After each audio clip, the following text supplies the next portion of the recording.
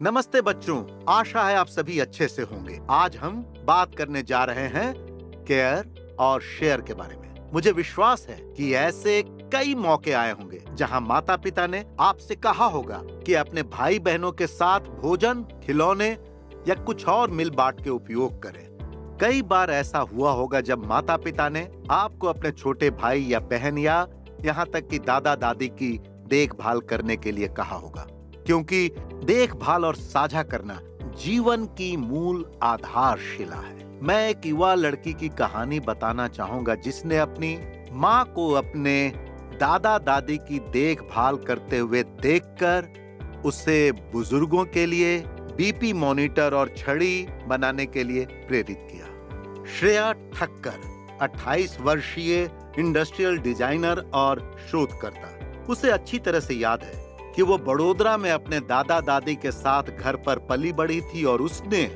पहली बार देखा था कि उम्र बढ़ने का उनके स्वास्थ्य और उनके आसपास के वातावरण पर क्या प्रभाव पड़ता है। अपनी माँ को एक देखभालकर्ता के रूप में सेवा करते हुए देखकर उन्होंने मुझे बुजुर्गों की देखभाल में करुणा और सहानुभूति का महत्व सिखाया। वो दर्ज करती है। इसके बाद एक यात्रा हुई जो उन्हें बेंगलुरु, एरोविला और अंततः लॉस एंजलिस संयुक्त राज्य अमेरिका ले गई, जहां उन्होंने प्रतिष्ठित arts centre college of design में औद्योगिक और फर्नीचर डिजाइन में अपनी मास्टर डिग्री हासिल की थी। वरिष्ठ नागरिकों के रहने की सुविधाओं में स्वयं सेवा करना। कुछ महीनों के लिए लॉस एंजलिस और ग्रैंड रैपिड्स मिशिगन में एल्डर सेंटर और सहायता प्राप्त करने की सुविधाओं में स्वयं सेवा करने से श्रेया को खुद को एक ऐसे माहौल में उभरने में मदद मिली जहां उम्र बढ़ने की प्रक्रिया अधिक स्पष्ट है और लोगों के व्यवहार को ऐसे संदर्भ में देखे जिसे समझना मुश्किल है। ये एक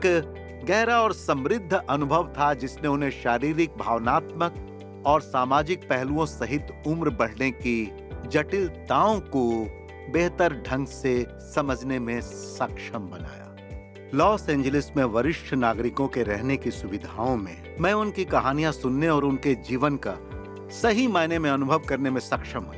इससे मेरे जुनून और सहायक प्रौद्योगिकी और हमारी बढ़ती आबादी के लिए जीवन की गुणवत्ता में सुधार करने की क्षमता को और अधिक मजबूती मिली। श्रेया के व्यापक शोध और जुनून ने उन्हें वरिष्ठ नागरिकों के लिए स्मार्ट केन पर इंटरैक्टिव आश्चर्य विकसित करने के लिए प्रेरित किया है, जिसमें जीपीएस ट्रैकिंग के साथ एसओएस अलार्म को जोड़ता है और ब्लड प्रेशर मॉनिटरिंग मशीन भी है।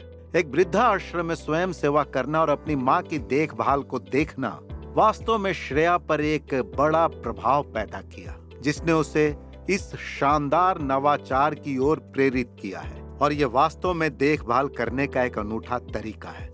खुशी बांटने से बढ़ती है और दुख बांटने से कम होता है। ये खूबसूरत उदाहरण मुझे एक और सच्ची कहानी साझा करने के लिए मजबूर करता है। कोविड के समय में डॉक्टर रजनी जगताप और डॉक्टर श्रीधर जगताप ने महामारी में सबसे आगे रहकर लड़ने के लिए मुलुंड, मुंबई में एक कोविड देखभाल केंद्र की स्थापना की। और दुर्भाग्य से दोनों डॉक्टर पति और पत्नी लगातार काम करते हुए जून 2020 में कोविड-19 पॉजिटिव पाए गए। एक महीने के बाद डॉक्टर श्रीधर लड़ाई हार गए और 7 जुलाई 2020 को उनका देहांत हो गया। महीनों तक अपने दुख से जूझने वाली डॉक्टर रजनी ने अपना अनुभव बताया कि मेरी दुनिया पूरी तरह तबाह हो गई। मेरे दोनों बेटे बाहर देश में थे और मेरे सारे रिश्तेदार दूर थे।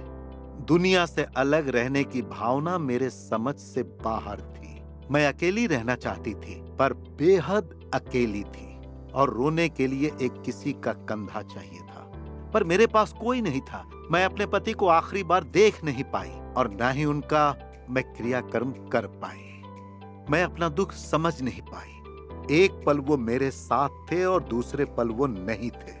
ऑनलाइन काउंसलिंग के माध्यम से मदद मांगने के दौरान उनकी करीबी दोस्त और क्लिनिकल मनोवैज्ञानिक दिव्या हंदर ने उन्हें अपने दुख से उबरने में मदद की। और इस दौरान डॉक्टर रजनी को एहसास हुआ कि इस दुख से जूझने वाली वो अकेली नहीं है। उसे वो एहसास हुआ कि दुख बांटने से कम होता है और खुशी बांटने से बढ़ती है, ये प्रोत्साहित किया दोनों डॉक्टर रजनी और दिव्या को ऑनलाइन सहायता शुरू करने के लिए, जिसका नाम जीवित रहना, जो 17 अगस्त 2020 को एक फेसबुक पोस्ट के माध्यम से शुरू हुआ। फिर वहां से पीछे मुड़कर नहीं देखा। इस सेवा ने अनगिनत लोगों की मदद की है। तो बच्चों, देखभाल और साझा करने का कोई विकल्प नहीं है। सारी दौलत और सफलता का कोई मतलब नहीं होगा अगर इसे साझा और देखभाल नहीं किया जा सके। मैं आप सभी के साझाकरण, देखभाल और खुशियों से भरे जीवन की कामना करता हूं। जय हिंद, जय हो।